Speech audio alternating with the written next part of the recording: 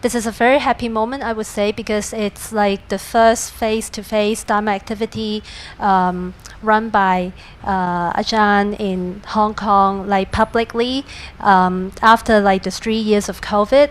And I think people like me would need some kind of introduction, but not speakers like Ajahn.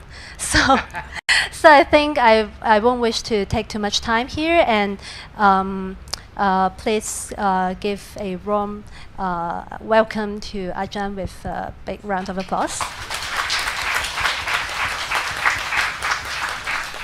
So, Ajahn, please begin. Okay.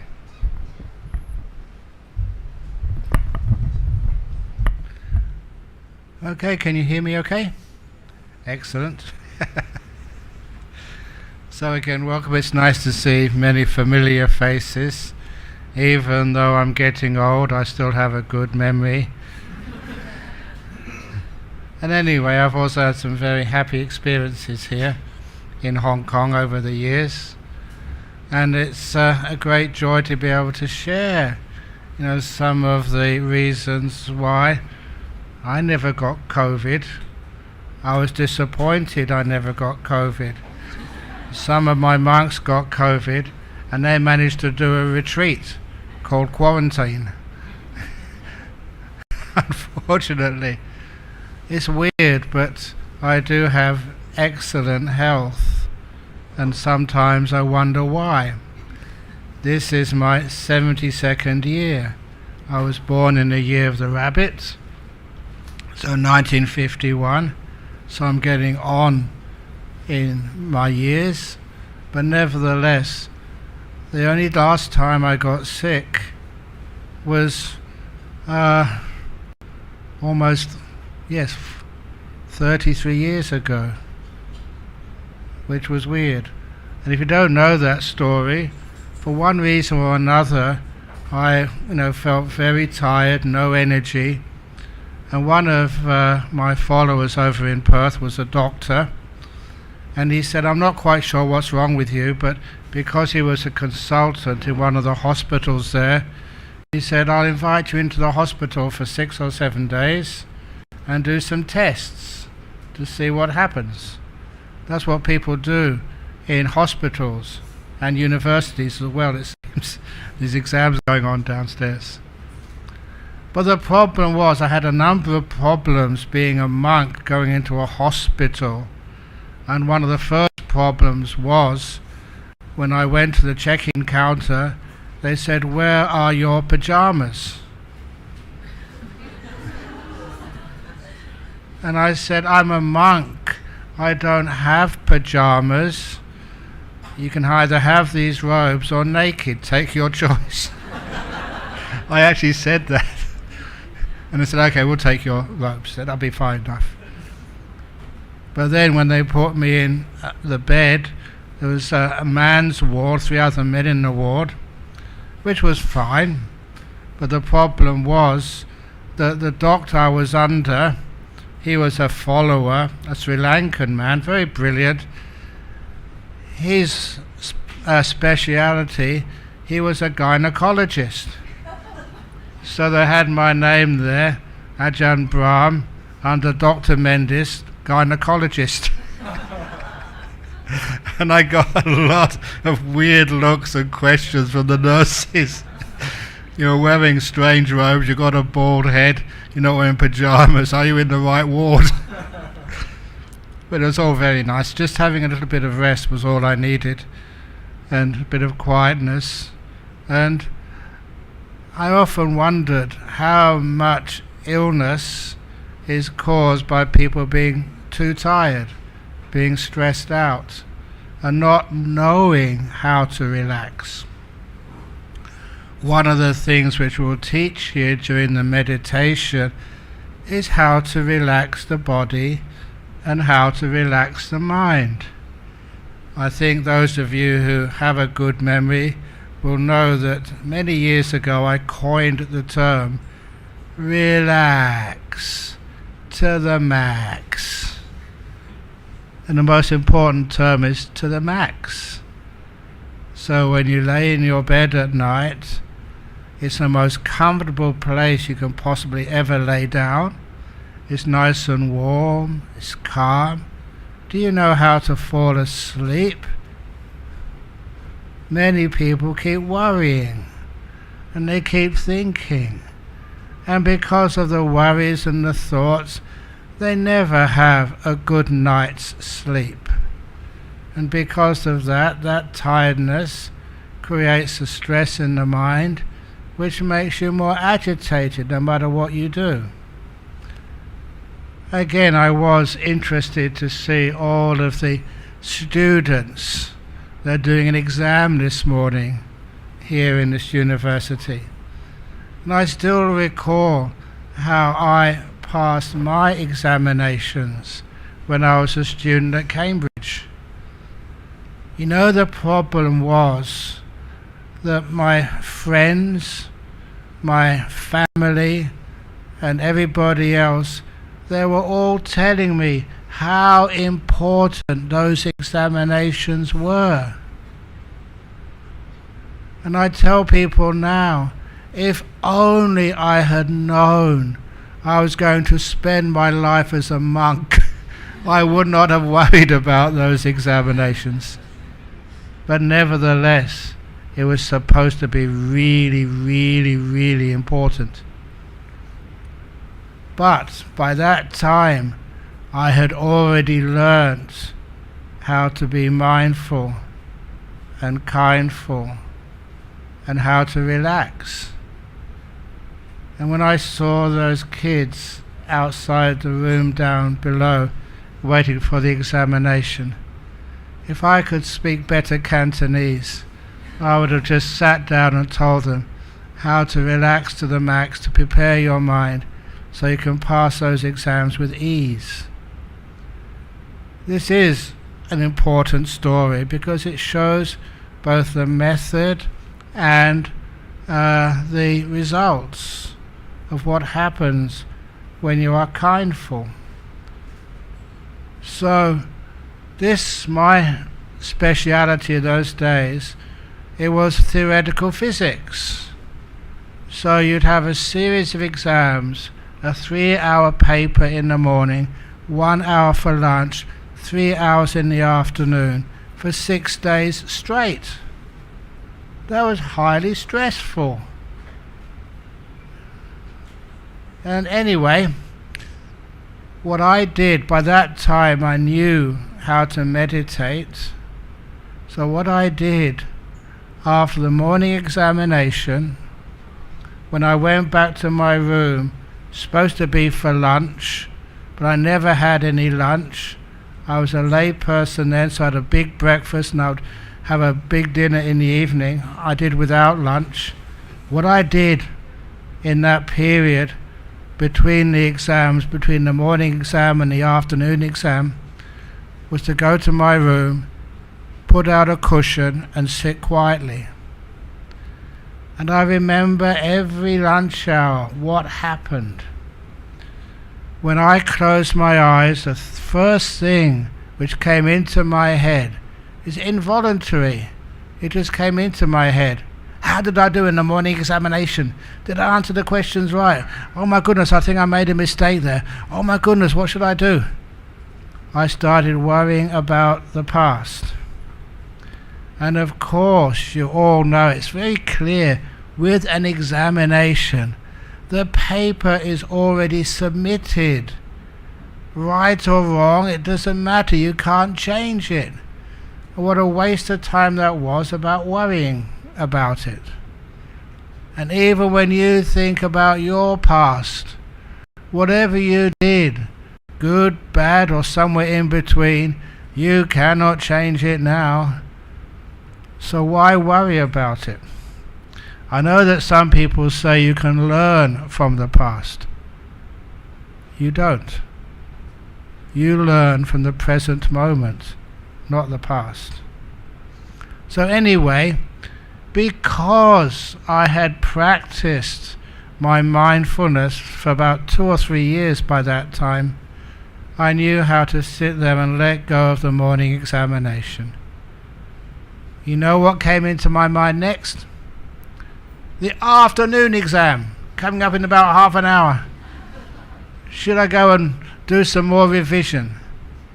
But something I've seen and something which I teach and advise, whatever you revise or read half an hour before the exam never comes up in the paper, at least never for me.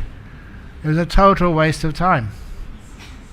So I let go of worrying about the exam which was coming up in half an hour, and instead I did realize what I needed to do was to rest in this present moment, to be here. And what I noticed next, again, surprised me. Do I ever look like a nervous monk? I come up in front of you. I don't really plan what I'm going to say. I'm not sure what's going to come out of my mouth next. Sometimes you even go on live TV and you don't know what's going to happen next, except I do hear that if you do something stupid on live TV, like you put your finger in your ear or something, that's what goes on the live TV, because people like to see well-known people doing stupid things.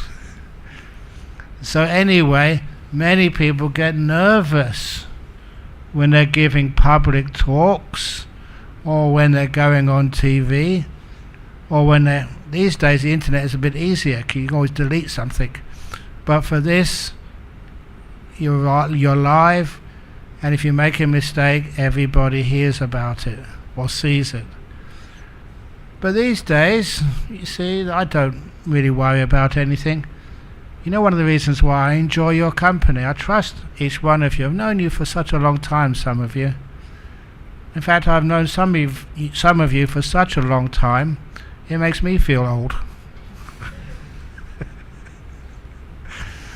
It's true. You know, sometimes I've known these followers since they were, really small, came to my Dhamma class in Perth when they were only about 6 or 7 years of age. And now they've got grandchildren. I wish they wouldn't tell me that. So when you have grandchildren, please don't let me know. Makes you feel ancient. But nevertheless, so I never felt that I was a nervous person. But once I was meditating and let go of past and future and came into this present moment, what I discovered, I was actually shaking. This was final examinations. My whole career at university depended upon this. Everything else you did in those days counted for zip, zero, nil. Everything was down to these 6 days. So the pressure was on you, and so I was shaking. I never realized how tense my body was. And that's one of the reasons why people do get sick. They don't realize how much they're holding their body so stiffly. It reminded me, this is not supposed to be translated, is it? This talk? No, good, okay. Okay, poor Freddie usually does the translations. So anyway, there was a story about a psychiatrist, and this man went to see him, and what's your problem, sir? He said, sometimes I'm convinced, I'm sure I'm a marquee. You know what a marquee is?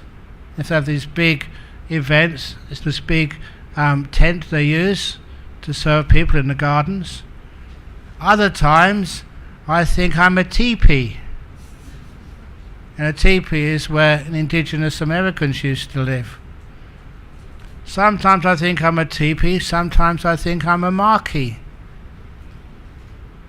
And the psychiatrist said, I know your problem. Your problem is very common these days. You're too tense. That's a joke. A tent. A marquee tent. A teepee tent. Okay, some people got that joke. Okay, I'll try another joke to warm you up. About the woman. I don't know if you have this trouble. Those of you who have kids, how hard it is to get them out of bed in the morning to go to school. This woman in Australia, she went into her son's bedroom. Son, get up, it's time to go to school. And the son said, Mummy, I don't want to go to school. Son, you have to go to school. But I don't like school, Mummy. The teachers don't like me. The students don't like me. No one likes me in school. But you have to go to school, son. Give me one good reason why, Mummy. Because you're the principal. Okay, I think that was easier to understand. Thank you. Anyway, so there I was, sort of shaking. When you're aware that your body is doing extravagant things like shaking, it's very easy to feel your body and to relax it. The first part of being able to have some sort of control over your body is learning how to be aware of it first of all. And many times people are so unaware of their body.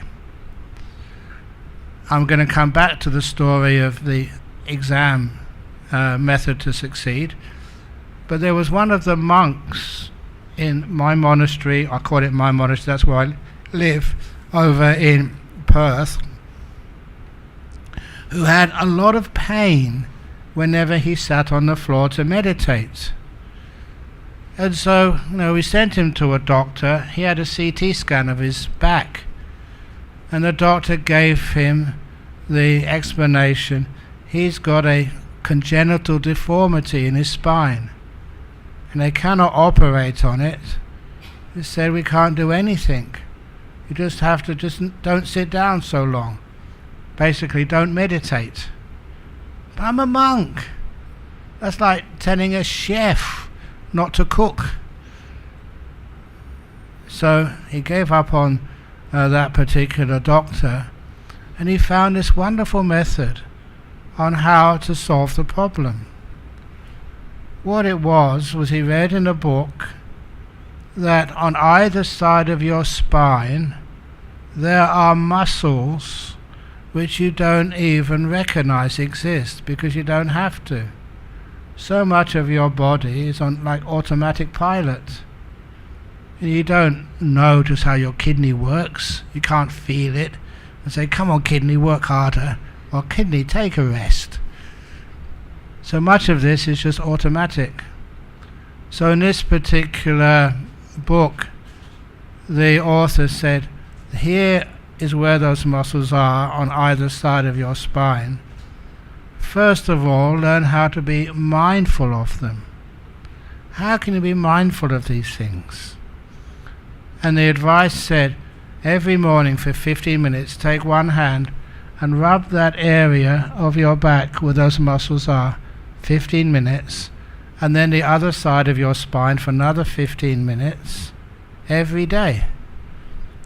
And he did that for 2 or 3 months just to create the neural connection between his brain and those muscles so he could feel them. So after 3 months he could actually experience the sensations in those muscles in the same way you can experience the sensations in your hand. Once that awareness had been created, now learn how to move those muscles. Just like you move your arm up and down. How do you do that? Do some trial and error. Just like a kid learns how to walk, or a child learns how to use their hands. When you have mindfulness, you also have the feedback which mindfulness brings you. You know what's happening over there. And then you notice how to move that muscle. And he said, do that for 3 months, learn how to move those muscles. And once you can start moving those muscles, every morning for 15 minutes either side, exercise those muscles. And once you've exercised those muscles, they will have a strength which ordinary people just don't have. And that's what he did, and those muscles became so strong, they perfectly compensated for the weakness and defects in the bones of his spine, and the pain was gone. And I thought that was a beautiful story, which I saw in this monk, of how he could overcome that deformity just using mindfulness, and how it brings you more in touch with your body. So for him, he could exercise things which most of us are totally unaware of. And I'm sure that's how I can manage to be in really good health, not because I exercise. The only thing I ever exercise, more than most people, is this. I talk a lot. But that is to be expected when you get old. I've seen this with many elderly people, and if you've got grandparents or great-grandparents, I'm sure you say this is absolutely true. When you get old, sometimes your legs are not as fit and supple as they were when you were young. Sometimes your arms are weak, or sometimes they shake. Sometimes that your hearing goes, or your eyes, you have to wear spectacles. But there is one part of an old person's body which gets stronger every year. And what is that? Mouth. Old people may not be able to hear well, but my goodness, they can talk. So that's why old monks usually can speak all day. And once they're finished in the afternoon, they can give another talk at night time. That's my program today. But anyway, once we developed that mindfulness, so I could feel my body shaking, and I could just learn how to relax it. And learning how to relax your own body is a wonderful skill.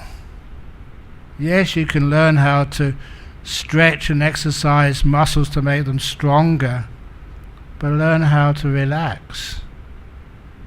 It's so rare to see a person who knows how to relax well. Can you relax well? If you could, when you go to bed tonight, you lay down, just relax.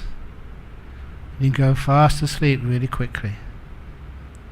Do you have enough time to sleep at night? You have to get up early in the morning? What a wonderful gift that would be, just to sleep efficiently, to learn how to relax to the max.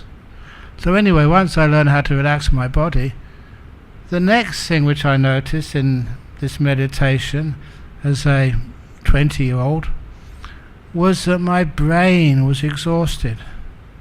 It's something else which people don't realize, how tired you are in your brain. All the things which you have to think about, solutions which you have to find, problems which you have to solve, are huge. I'm not quite sure what job many of you do. The fact you are here today means you're either running your own business and so you can take a day off, or you're out of work or something. It's hard to find a holiday, isn't it? But anyway, because we work so hard and the work is so competitive, you can imagine just how tired people's brains actually are. And for me at that time, just a 3-hour exam in quantum physics or something, that was enough to totally take all the energy out of your brain. I did give it everything I got in the morning exam. Problem was, I had another exam in the afternoon. So I was tired, exhausted. But then once you can watch and be aware of the exhaustion in your own brain, It's not that hard to recharge it, to give it lots of energy. Basically, you learn how to be still. And in that stillness, that's where the energy comes back to you. And I've used that throughout my whole life as a monk. It's not that I don't get tired sometimes. Sometimes I get exhausted. You know, if I go outside to take a break. Oh, this was a famous story. Happened in one of the Hong Kong polytechnics. I forget exactly where. It was a big hall here, and I gave a talk. And after the talk, questions and answers. And after the questions, any more questions? I said, no, that's the last question. So I thought I could be free now and go to the toilet. I'm a monk, but I'm also a man. I need to go to the toilet as well. But they wouldn't let me go because there was a queue of people that wanted personal advice.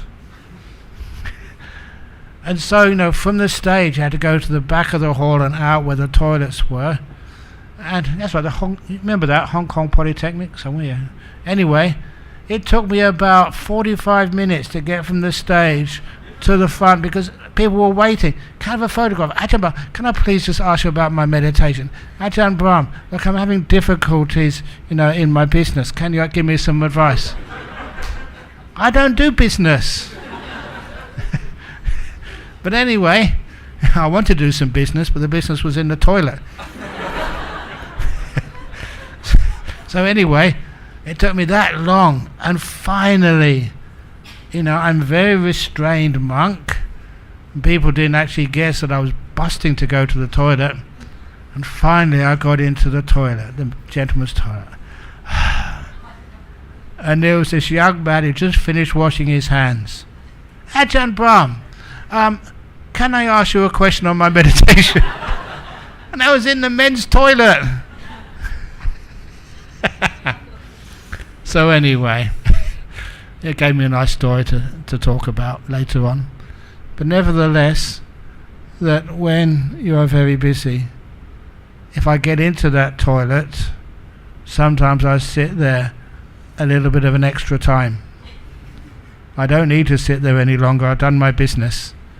But one of the reasons I sit there, because especially in the United States, this is one part of United States culture which is far above the rest of the world. The name which they give their toilets. Rest room. I don't know where they got that name from, but I hope they don't change it.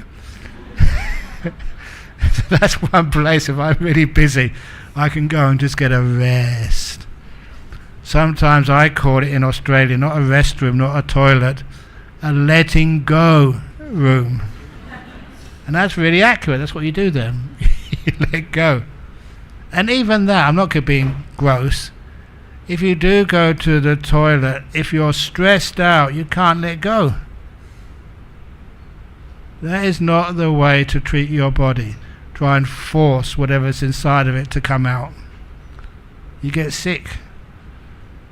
So, at least as a monk, I notice how to relax to the max and just let go.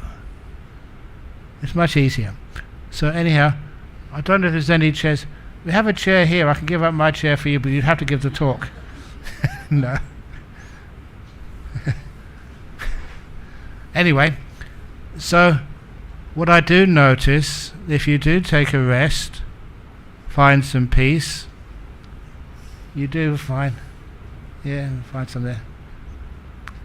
If you do take a rest, you don't do anything, you have some stillness, you find that the energy of your mind increases, your brain recharges. And again, I have used that many times. When I'm exhausted, because I've been talking too much or traveling too much, what I learn how to do is to find a quiet place, sit down, close my eyes, and allow my mind to recharge. And it's amazing what it can do. if you think I do a lot in my life, 72-year-old now, shouldn't I retire now? What's the retirement age in Singapore? Oh, not Singapore, in Hong Kong, sorry. I get into trouble. What's the retirement age here? And I'm 72. Okay, bye-bye. But I don't really need to retire, simply because when I am exhausted, you know how to close your eyes and let the mind relax.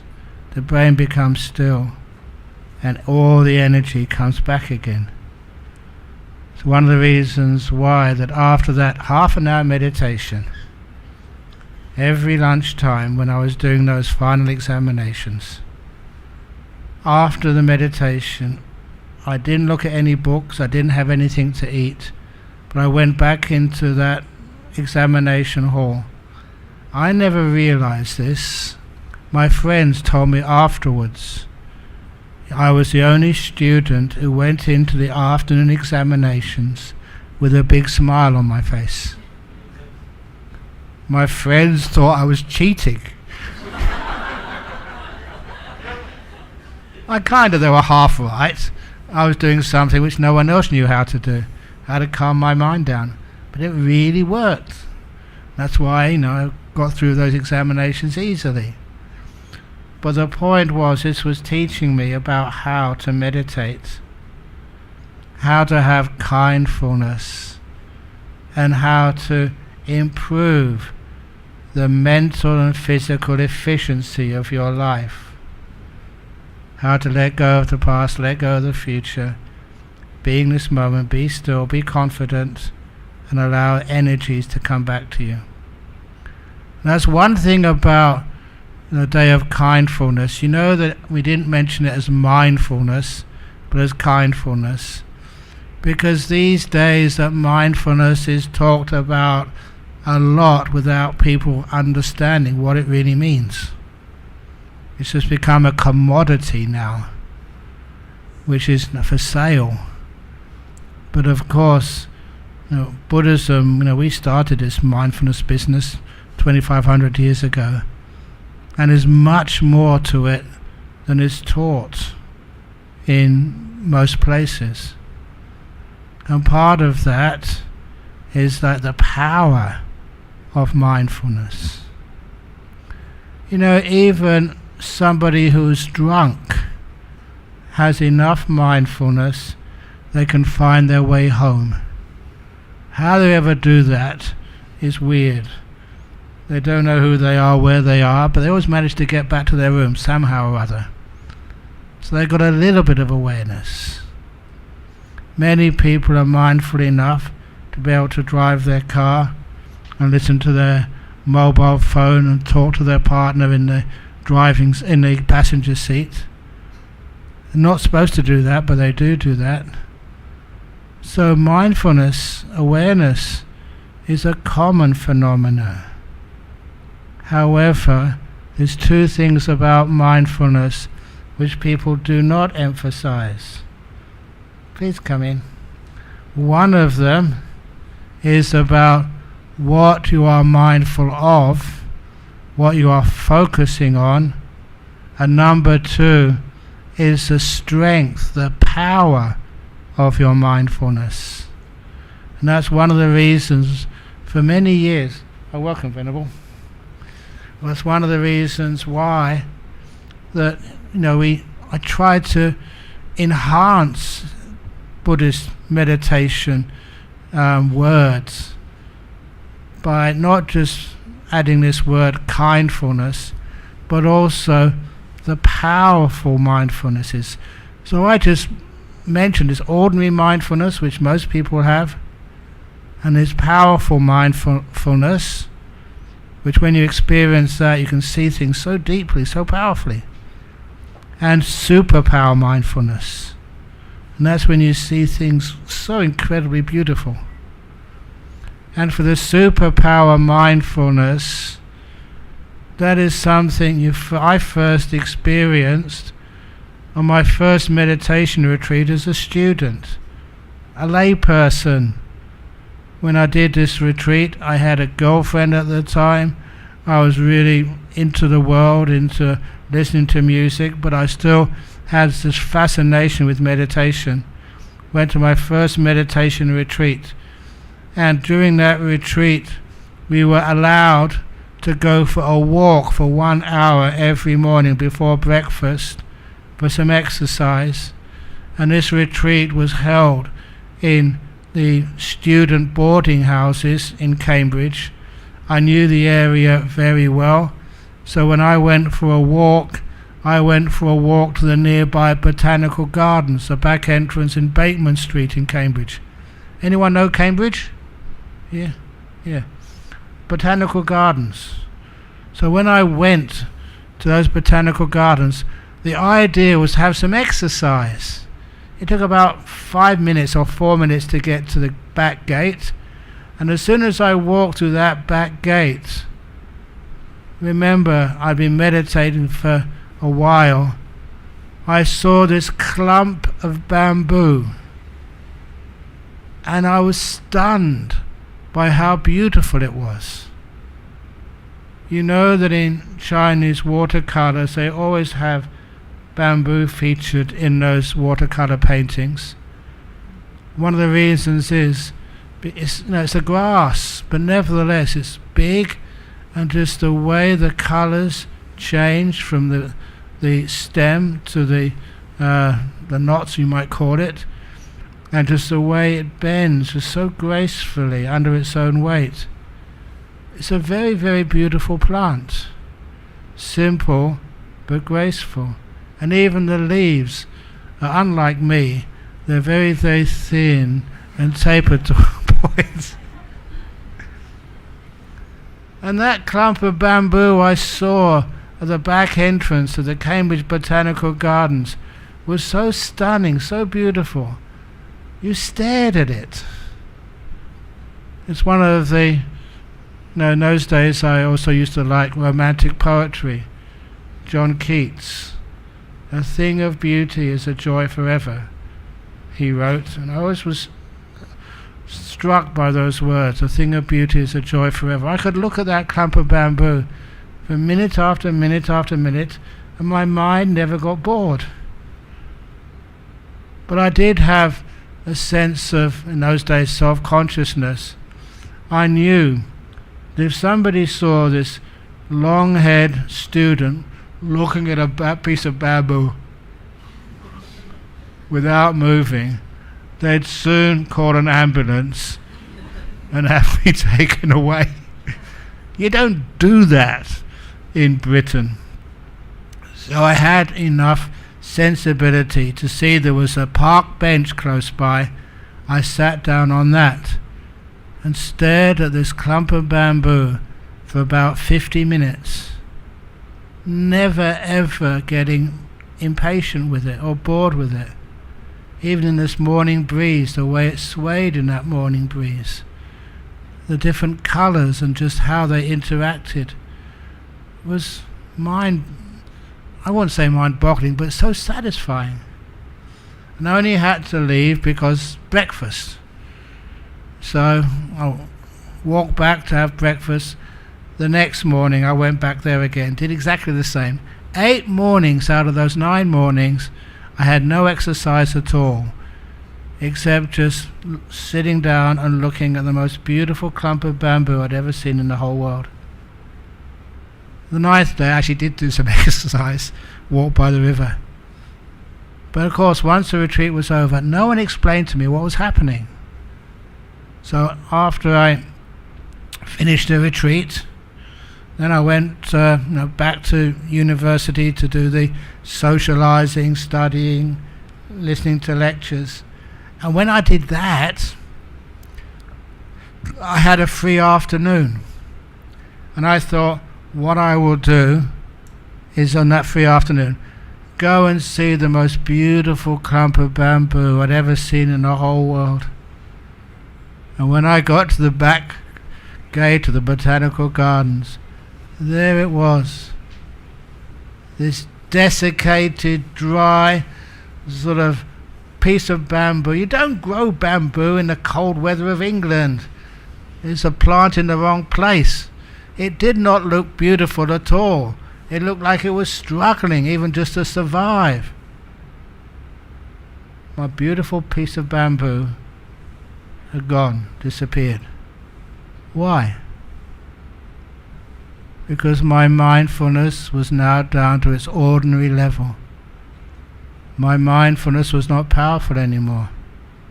I was too busy doing so many things. It lost its power.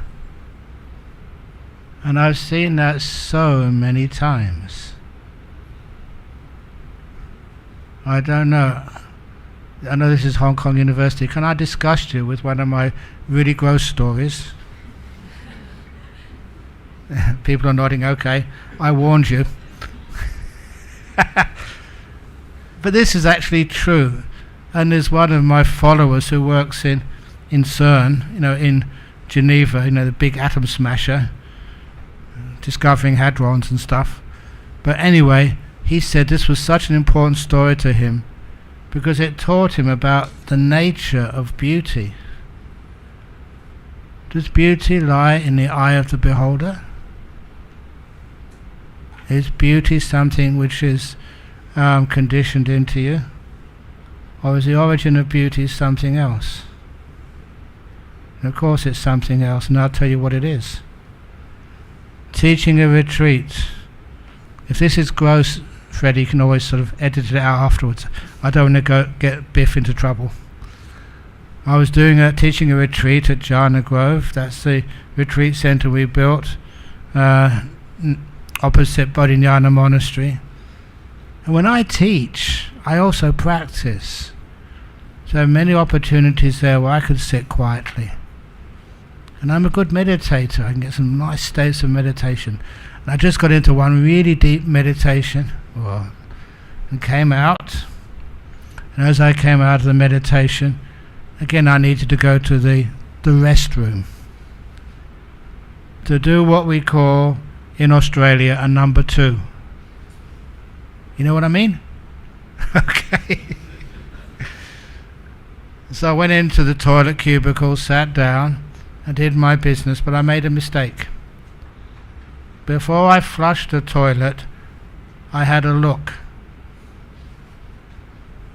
What I saw in that toilet bowl blew my mind. That was the most beautiful, honest piece of feces I've ever seen in my life. Now don't judge these things just what they're supposed to look like. There were all these different shades of brown, like darker brown, lighter brown, and the way they all interacted, like colour, it was like an artwork. And the way that all those little balls were actually stuck together was like it had been carved by a Michelangelo or a Rodin. It was gorgeous. And then when you come to the aroma, many of the scents, which SCENTS, which you can smell in life, they're kind of false. They're chemical. This was actually real. It spoke of real life, all human beings. It was rich. It was full, not manufactured, not plastic. The aroma of a piece of poo was something which was, And as I was looking at that in the toilet bowl, again, I'm not a crazy monk, honestly, because other people have experienced the same thing. It was actually delightful. It really was beautiful and fragrant. It's not always like that. Only when you've had a very beautiful meditation and you can see things which you're not supposed to see. You can smell the delicious fragrance which is not supposed to be there. But it was true, it was real. What I was experiencing was what we call superpower mindfulness. You see beauty, what other people think is ugly. And you see delight in what other people feel is unpleasant. Your mindfulness is changing the way you look at life. One of my other poets, which I like, he was also an artist, was Yeats. Anyway, part of his poem was to see a world in a grain of sand. See a heaven in a wild flower. Hold infinity in the palm of your hand, and eternity in an hour. That was by William Blake, 1600 to 1700 something. And when I read that, that sort of was important to me. To see a world in a grain of sand. Tiny little speck of sand. You can hold it in your hand and you can see so much in it. See a heaven in a wild flower. Wild flowers are tiny things. But if you look at them with strong mindfulness, they can become so delightful, so beautiful. Because they're small, they're humble, we pass by them. Hold infinity in the palm of your hand. What a beautiful line that was. Sometimes we think infinity, you have to go to a monastery or temple to find that. But to know it's right here in the palm of your hand right now. An eternity in an hour, which is usually the length of my talks. I hope they don't feel like they go on for eternity when I'm here, but it was just the only way you can actually make that rhyme. It means to be timeless. See beauty where you never expect to see it. See fragrance in what to others is unpleasant. This is not what you trained to do. This is just what happens when your mind gets power. When you get powerful mindfulness and superpower mindfulness. I'm talking in the university here. I wish there were more lecturers here to know how people don't just pass exams, but just how they can start to really enjoy their exams. Have fun with them. I never saw any of those students waiting outside to go into their exam room smiling. Why not? Because if you can smile, you get greater energy and more clarity of mind. You learn what superpower mindfulness is. You see more deeply into things. And the last little... upside down. The last little thing which I wanted to mention about this, the results. How many of you have relationship problems?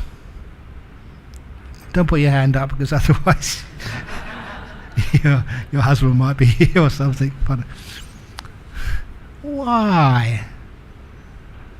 Well, this is one of I don't know why this happens, but people often come and ask the monk to solve the problems. I've never been married. Almost 50 years as a monk, so why come and ask me? What do I know?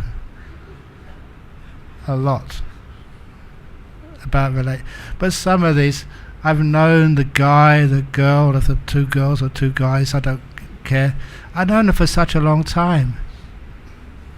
How come you don't like each other? I like both of you. You're really good people, you're kind people, you've got good hearts. Yeah, sometimes you say the wrong thing, but we all say the wrong thing from time to time. What's the big deal? It's just the way you perceive one another. It's not the reality of the person you're living with. You just get into this habit of not knowing how to see a world in a grain of sand, a beauty in a wild flower. Each one of you have that. Boy, girl, I don't care. You all have incredible good hearts inside. It's very rare to find people without those good hearts. Even when And I test myself out. Many times I've been into prisons to teach. They're great places to check out whether your perceptions are accurate or not. You see people who've done terrible crimes. I don't know if any of you were on this retreat which I taught once. This is a jhana over a 9-day retreat.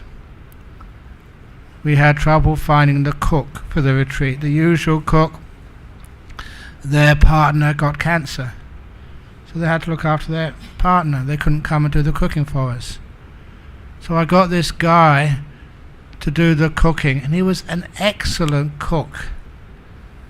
Actually, I couldn't believe, things like pizza, he'd make the whole thing himself, from flour, and put it into a dough and bake it and put the stuff on top all by himself, and so many other dishes as well.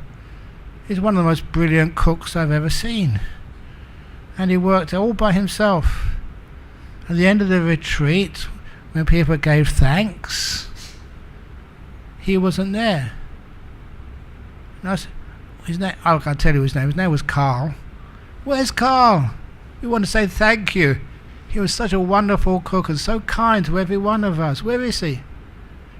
It's only the end of the retreat I told him what I was hiding. Carl is back in prison.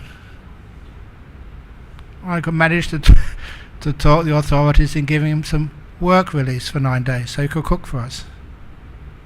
In prison, he was such a nice guy. What was he in there for? For rape. And that's when people really made their eyes wide. Ajahn Brahm, you allowed a rapist to come and cook for us for 9 days? And I said, he was a rapist once or twice, but that's not what he really is. He made a big, terrible mistake, which caused a lot of harm to people. But he's not a bad guy. I know him, I taught him, I trusted him, and he really lived up to that trust. And what I managed to do with that Dhamma teaching, say how easily we judge people. And when they saw him face to face first of all, and enjoyed his cooking, he did it all for free, not asking anything back in return, just the opportunity to serve. When they saw what a very kind, trustworthy person he was, that teaching changed the way that those retreatants looked at people who've done some terrible things in the past, but are not terrible people. And that was a brilliant teaching, and brilliant food. I still keep in touch with him. He's now married and living a very wonderful life. It's only because of drugs which caused him to forget what he was really doing and how his actions were affecting others. But nevertheless, that type of kindness really changed the way people looked at each other. Change the way you look at your partner in life. The way you change many of the ways you see things. The way you can see beauty in so many places where other people just can't see it. So in this day of kindfulness, please be kindful to the people you live with. They may have hurt you in the past. They may have treated you badly. But it does not mean that they are bad people. See the kindness in them. See the beauty in that grain of sand. See the heaven and little wild flowers which they show you. When you focus on that, I call that watering the flowers, not watering the weeds. And it's amazing what happens afterwards. Now, as usual, I usually speak for too long. Now, do you want a toilet break before we do some meditation? Or now, probably best to do the toilet break first. If we do the meditation first, you might go into the toilet and see the most beautiful number 2 you've ever created in the world. And that would waste a lot of time. So I'll have a toilet break for 10 minutes, and we'll come back and we'll do some meditation. Is that okay? and after the meditation we can do a bit of Q&A.